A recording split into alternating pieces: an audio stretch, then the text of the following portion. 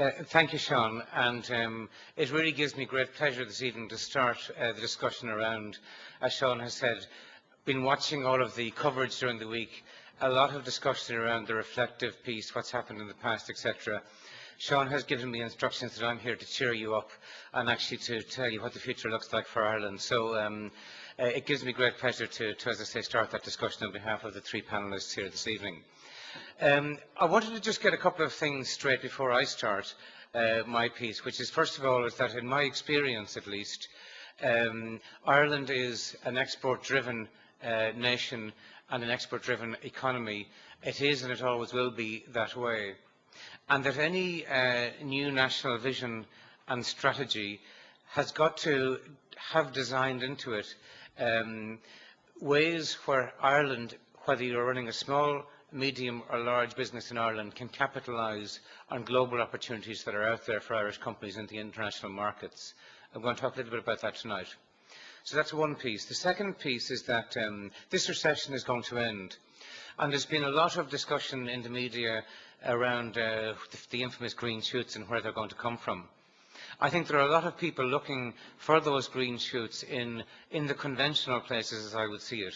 But I'm also going to put to you tonight that I think a lot of those green shoots will be found in different and new places, and that's where Ireland Inc. is going to need to be looking for them. The last sort of comment I would make before I start is to say that the topics that have been certainly well covered in the media from this week, which are competitiveness, fixing the public service, fixing the bank, I take as a given and certainly a prerequisite to the comments that I'm going to make to you tonight. But what I'm going to do tonight is I'm actually going to put it to you here tonight is that Ireland's enterprise culture or Ireland's business culture has not been a priority for us in the last 9 to 12 months in this country. And I believe it is a huge priority for Ireland going forward, because I believe that the decisions that we are making now in Ireland are going to have huge implications for Ireland going forward. I'm going to put it to you tonight that Ireland's future wealth is going to rest on Ireland becoming a worldwide centre for exporting products and services into the global economy. And I'm going to put it to you here tonight that we need to build a new enterprise culture, or our new enterprise culture, into our national recovery plan, because I feel strongly that we need to put in place thanks, Joe. We need to put in place a programme today which takes into account or which welds together, let's say, the short-term solution and the short-term decisions that this country is making, and welds them firmly into Ireland's long-term strategy. So the point I'm going to at least table for my agenda this evening is that our enterprise culture is a fundamental part of any new national vision and strategy. Before I sort of take you through what I believe that our enterprise strategy should look like, just to step back and pause for a second. One of the things that I personally feel very passionate about is that any new vision or strategy should have, I would suppose I'd call them guidelines, or maybe it's a moral compass around what that vision and strategy should actually stand for. And I think that I would certainly allude to at least 4 of those, and I'll take you through those now. The first thing is that there's been a huge amount of coverage this week and in recent times about competitiveness in this country. And I'm going to put it to you tonight that I think Ireland should be taking competitiveness to a completely new level. I'm going to put it to you tonight that the great trading nations over the next 5 to 10 years are the nations that will take competitiveness to a new level. And that for Ireland to be successful in the new world, it's not just about being competitive. It's about being super competitive. It's about being ultra competitive. And I think for Ireland to be a real player going forward, we need to raise our sights and set our sights there.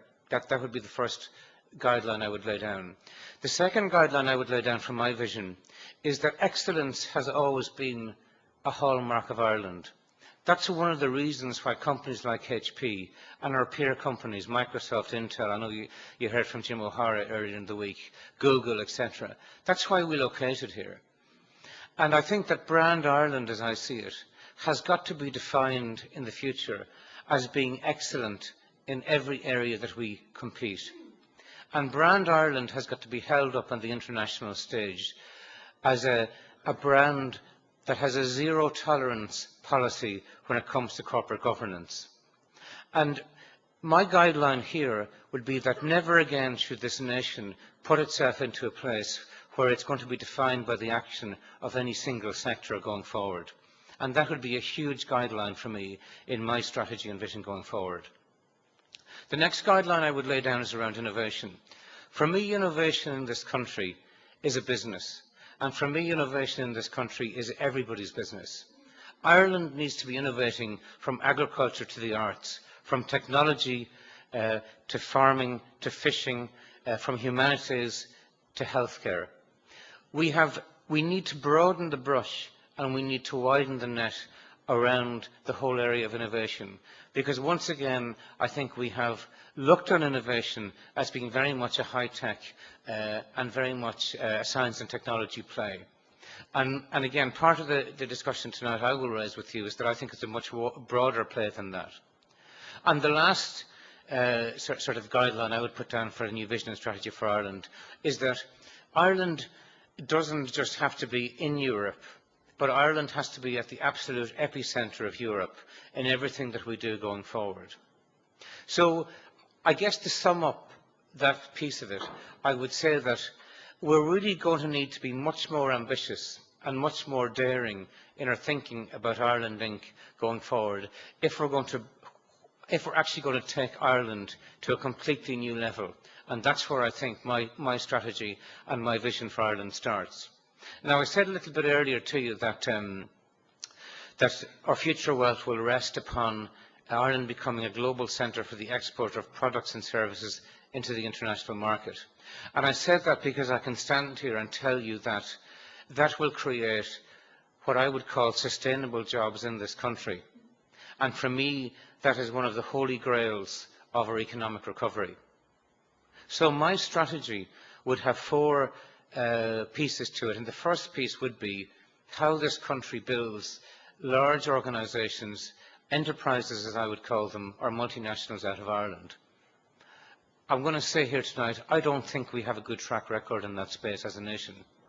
I think we do foreign direct investment very well. I think we're past masters at that. I think, as has been eloquently articulated here during the week. I think we do enterprise or entrepreneurial startups. I think we do a very, very good job at that. But I think building enterprises or businesses which employ or create employment for hundreds of people in their space, whether that space is the arts, whether it's science, whether it's pharmaceuticals, whether it's whatever, to me, that's a totally different ballgame. And I think that's an area that Ireland is going to have to focus on over the next 2 or 3 years and really, really perfect and finesse as part of our future strategy for economic growth. And what I would be suggesting to address that problem is I would be taking the best brains of our enterprise development agencies today. I will be putting those together with the best leaders from the multinational community that are based here in Ireland, and I'll be putting those people to work, going out onto the international stage and finding the global opportunities that can be brought back into Ireland and that can create real enterprises in Ireland and countries which are companies which will generate hundreds of jobs in their own areas of expertise. For me, that is the absolute holy grail of our future economic growth, and that is where we need to be focusing our energies. So in my strategy, that would be number one. The second area where I would focus in my strategy would be our education system.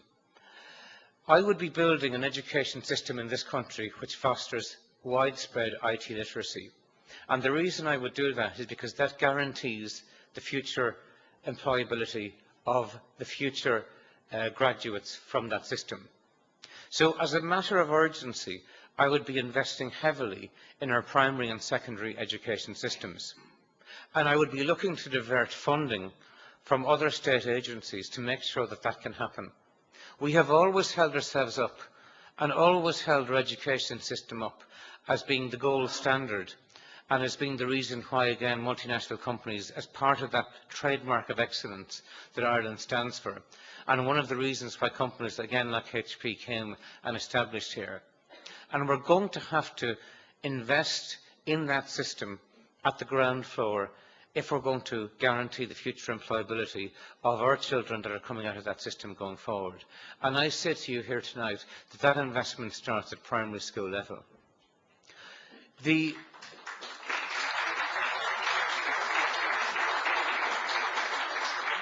Thank you. The third part of my strategy would revolve around, again, competitiveness. And I know a lot of the discussion around competitiveness at Glenties this week has focused on cost reduction. And of course it has to, because it isn't sustainable where the cost of a particular product or a service in this country is 20 or 30% more expensive than it is in our other European counterparts. But for me, I'm not going to debate that with you here tonight. I'm going to talk to you about how I see competitiveness, because I see it as a much wider challenge for Ireland. And as I said to you earlier on, it's about how Ireland can become super competitive. So when I say super competitive, what do I mean when I say that? I mean it's about how do you find ways of cutting your costs and delivering a better service. I don't see competitiveness about being, let's cut our cost base and therefore our service levels will reduce. I think it's about driving costs down on one side, and it's about driving service up on the other side. And I know that too often I read the papers in this country and I hear people talking about, well, if this goes, then the service level drops. And I don't buy that, because I know that in our industry we've had to innovate. Because, you are customers sitting here who buy HP products, printers, PCs, etc. Year in and year out are looking for a better product at lower prices than you have done in the past. And that's the challenge for any industry. It's a challenge for us, and as you've heard this week, it's a challenge for government as well.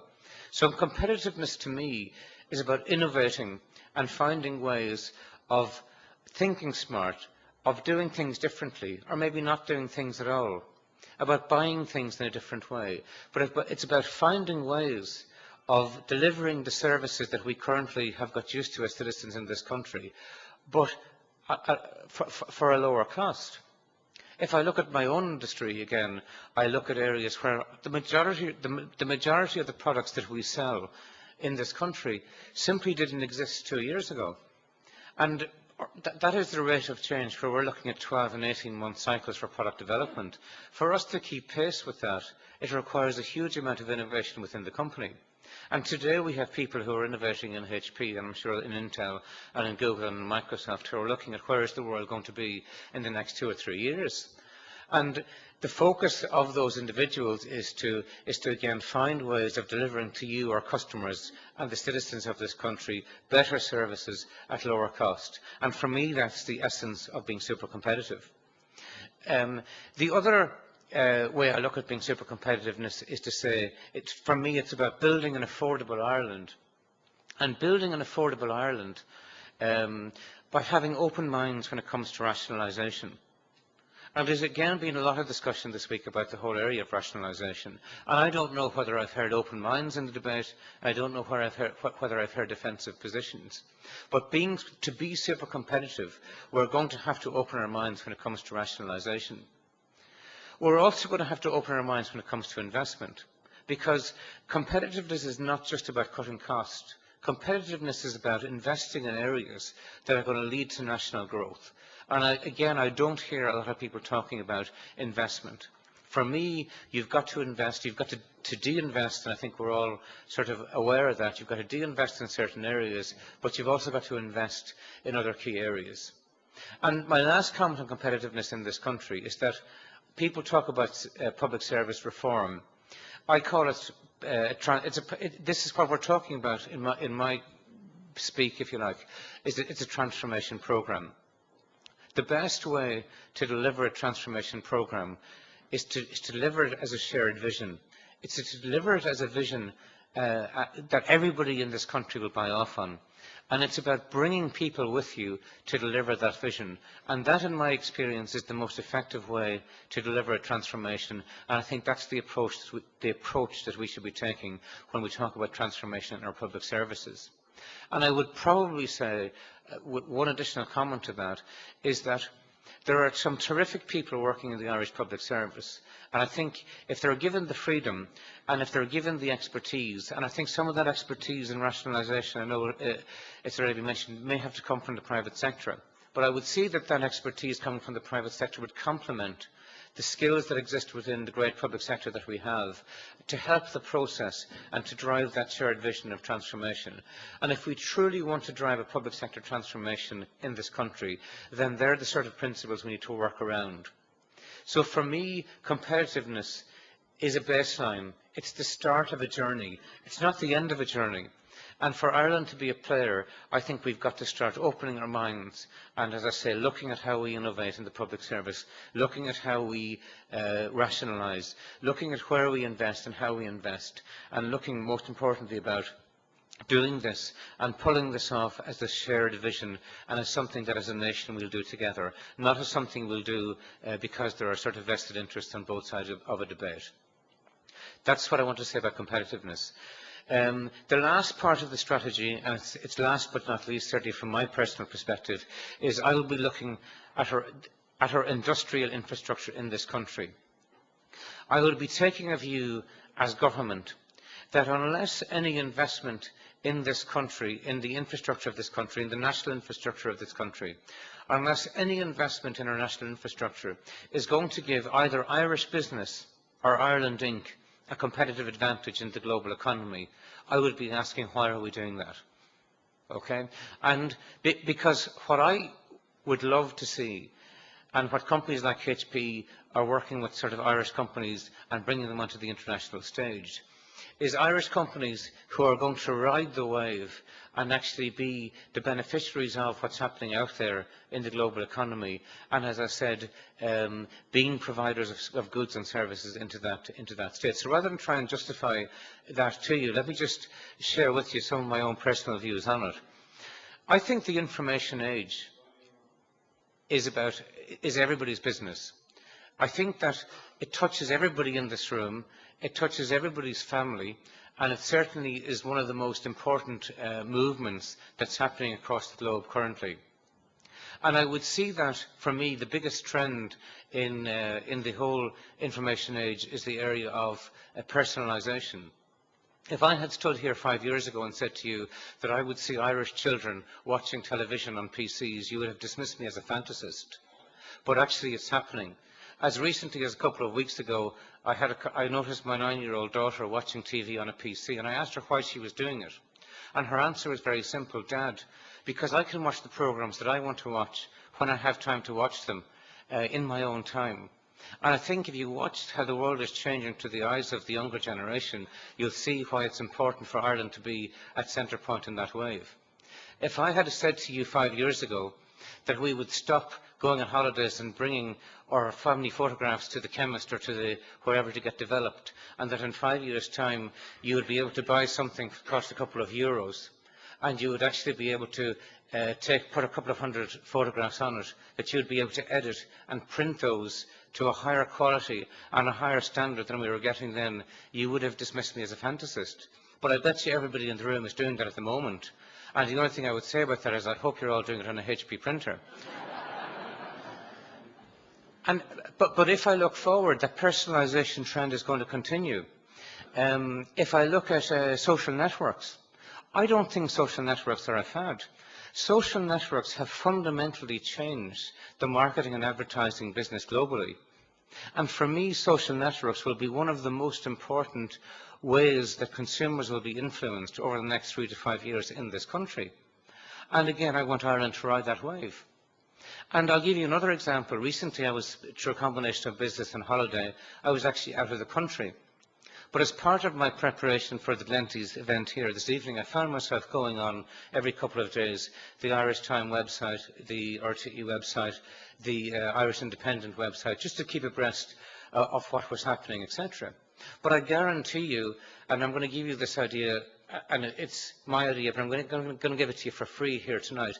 I guarantee you that in 2 years' time, somebody will have worked out a very clever piece of software that I'll be able to go away and say, I want to cut and paste the business section of the Irish Times, the business section of the Irish Independent, the Sean O'Rourke 1 o'clock bulletin. I want that downloaded to my iPod, and I want to be able to listen to all of that by 2 o'clock every day, and that will be there. So the whole area of personalisation is key, and Irish companies, some Irish companies are riding that wave. I want to see all Irish companies, whether you're a small, whether you're a medium, or whether you're a Highlands hotel, I want you to be riding that wave, and I want Irish companies to be at the forefront and the leading edge of what's happening out there in the global economy. And that's why I think it's critical and it's key that Ireland has got an enterprise policy that actually supports that. So just to conclude and wrap up, sorry, just before I do that, I'm going to say that I was going to say that I also think the business of politics has changed through the information age. I think the politicians that we have will change, and I think their skills will change, but I'm not even going to attempt to debate that to you, because I know the next speaker coming up will be much more eloquently able to raise that point. But to conclude my comments, for me, my vision is a very simple vision. Ireland will be providing, should be providing goods and services into the global economy. For me, that will create wealth and it will create jobs. More importantly, I think for this nation it's going to create shared wealth, which I don't think we've had, and I think it's going to create sustainable jobs, again, which I don't think we've had. And that's why it's very important. The foreign direct investment has stood Ireland in very, very good stead. I think that we can't expect, as we all know, to fall back on that as a strategy for growing employment in this country. So I don't think we can leave it to chance. So I think having an enterprise policy that actually puts Ireland centre stage in the global economy and the global upturn is going to be critical. And I wanted to talk about it to you here tonight, as I said at the very beginning, because I actually think that this is a matter of urgency for Ireland. I think it's a matter of national importance. And I would say to you here tonight, Glenties, destiny is calling from an Ireland perspective, and I want us all, everybody in this country, to take that destiny into our own hands and to make sure that Ireland is at the forefront of the upturn when this recession ends. So thank you very much indeed for your patience now. Thank you.